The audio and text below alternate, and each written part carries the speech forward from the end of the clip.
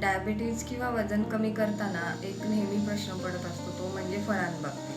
बरेच जण विचारतात की हे फळ खाऊ की नको, ते खाऊ की नको, किंवा ह्याच्यामध्ये साखर जास्त आहे. फॉर एक्झाम्पल चिकूमध्ये साखर जास्त आहे, माझं वजन खूप आहे तर मला केळं अलाउड नाही आहे, असं बरेच जण म्हणत असतात. त्या बाबतीतला थोडा आज एक गैरसमज आपण दूर करूया.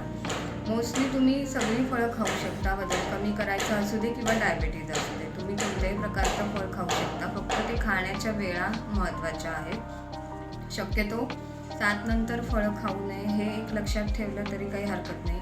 आणि दुसरी गोष्ट म्हणजे 2 प्रकारची फळं कधी कंबाईन करून नाही खायची. विशेषतः गोड आणि आंबट फळाचं कॉम्बिनेशन कधी करू नये. फॉर एक्झाम्पल चिकू आणि अननस, हे म्हणजे गोड आणि आंबट कॉम्बिनेशन झालं. जेव्हा आपण अशा प्रकारचं कॉम्बिनेशन खातो तेव्हा मोस्टली जेव्हा आपण खातो तेव्हा त्याला लागणारी संप्रेरकही वेगवेगळे असतात, एन्झाईम्स वेगवेगळे असतात. त्यामुळे काय होतं, एक प्रकारचं फळ पचतं, एक प्रकारचं नाही पचत. आणि अशा प्रकारे जेव्हा आपण असं वारंवार कॉम्बिनेशन करतो तेव्हा मग शरीरामध्ये टॉक्सिन्स पण निर्माण व्हायला ते रिस्पॉन्सिबल राहतात, म्हणजे अशा प्रकारचे कॉम्बिनेशन. त्यामुळे फक्त हे कॉम्बिनेशन्स टाळायचे. बाकी तुम्ही वजन कमी करायचं असू दे किंवा तुम्हाला डायबिटीज असू दे किंवा इतर काही असू दे, तुम्ही कोणत्याही प्रकारचं फळ नक्की खाऊ शकता, त्याला काही हरकत नाही. आणि फळामध्ये फ्रक्टोज असतं, जी साखर असते ती अतिशय छान प्रकारची असते, जिचा काही दुष्परिणाम शरीरावर होत नाही.